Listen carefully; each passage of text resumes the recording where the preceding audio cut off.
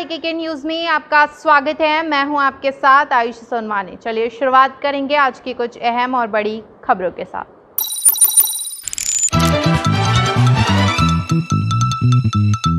Covid के बाद इस बार मूर्ति निर्माताओं को अच्छे व्यवसाय की उम्मीदें हैं। महज 13 दिन में दी गई 10 करोड़ वैक्सीन। सीएम शिवराज सिंह चौहान ने दिल्ली में मध्य प्रदेश भवन का किया अवलोकन। मुख्यमंत्री शिवराज सिंह चौहान ने रक्तदान शिविर का किया अवलोकन। गृह मंत्री नरोत्तम मिश्रा का बयान, कहा दो मुही राजनीति करती है कांग्रेस।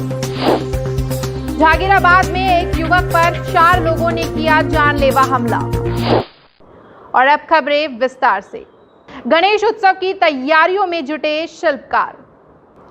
गणेश उत्सव की तैयारियां पूरे देश में जोर शोर से चल रही हैं। वहीं महाराष्ट्र नासिक के शिल्पकार संजय ने बताया कि वे शाटू माटी की मूर्तियां बनाने के अलावा किलो कैसेट के कवर पर भी बखूबी तराश लेते हैं मूर्तियां। उन्होंने बताया कि 22 साल से अधिक समय से मैं इस व्यवसाय में हूं और 33,500 मूर्तियां भी बना चुका हूं, वो भी महज 3 से 5 इंच के आकार में।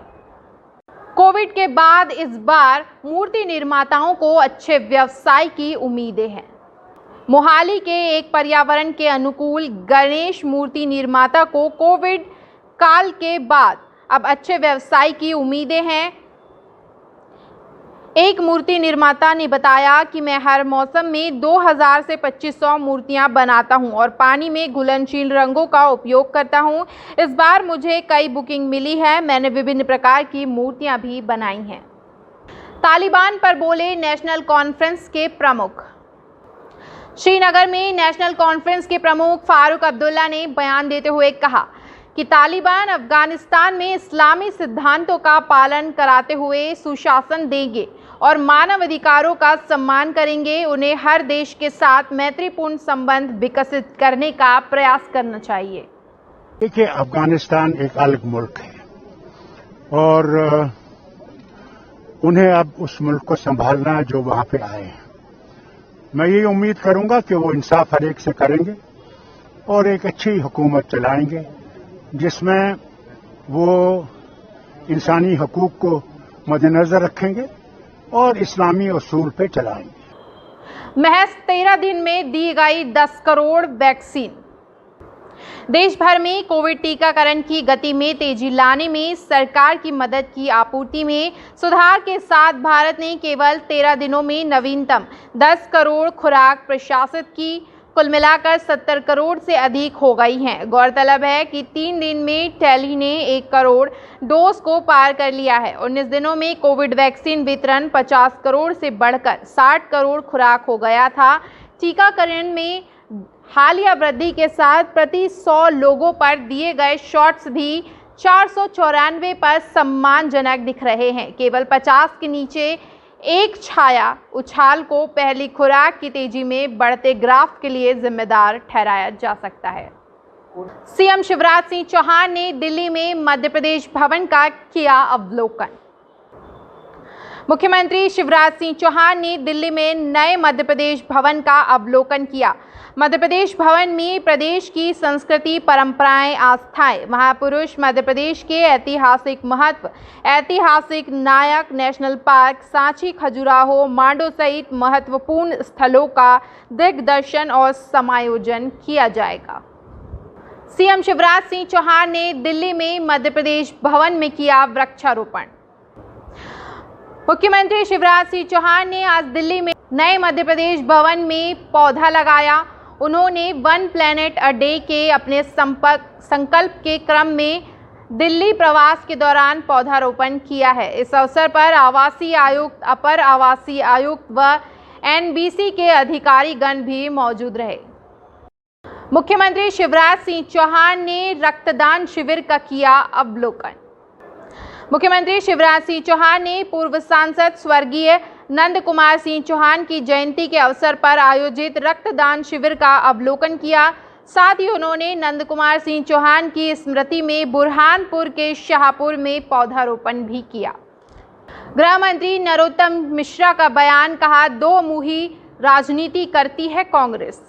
गृह मंत्री नरोत्तम मिश्रा ने बयान देते हुए कहा कि कांग्रेस की दो मुही नीति एक बार फिर सबके सामने आ गई है। एक तरफ वो कहते हैं कि आदिवासियों को बोलना चाहिए और दूसरी तरफ आदिवासियों के सबसे बड़े नेता कांतिलाल भूरिया को ही कमलनाथ के मंच पर बोलने से रोक दिया गया।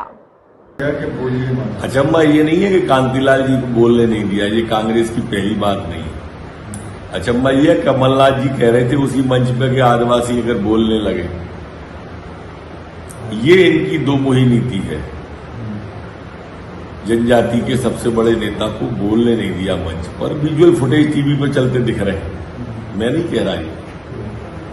ऐसे ही कभी दिग्विजय सिंह जी ने बुआ जी को नहीं बोलने दिया। अभी उमा सिंगार बोले थे 15 महीने के कार्यकाल में, तो उनको दबा दिया। सिंभान सिंह सोलंकी जी को नहीं बनने दिया, अर्जुन सिंह जी को बना दिया।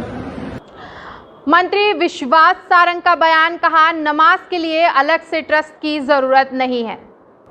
चिकित्सा शिक्षा मंत्री विश्वास सारंग ने बयान देते हुए कहा कि नमाज के लिए अलग से ट्रस्ट की कोई व्यवस्था नहीं बनेगी और ना ही इसकी जरूरत है।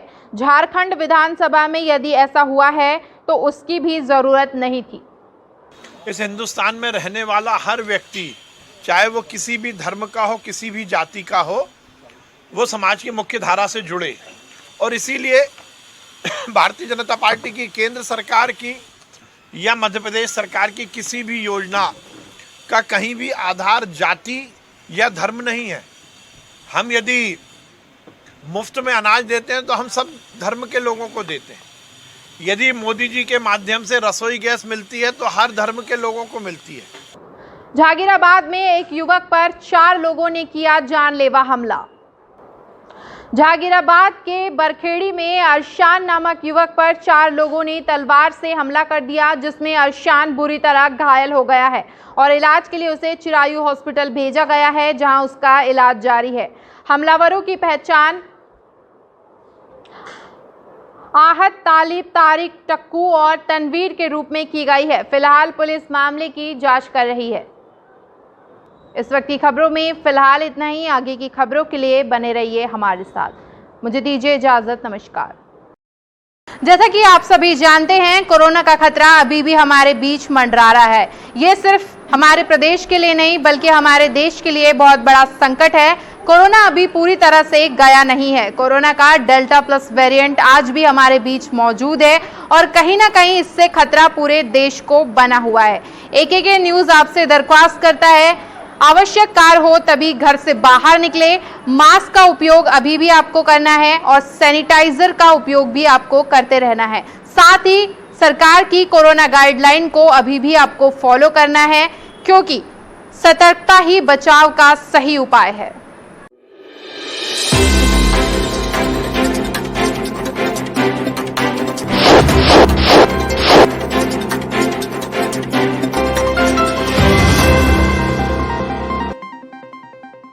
नमस्कार, आप देख रहे हैं AKK न्यूज़। खबरों की दुनिया से 24 घंटे 7 दिन हम कराते हैं आपको खबरदार।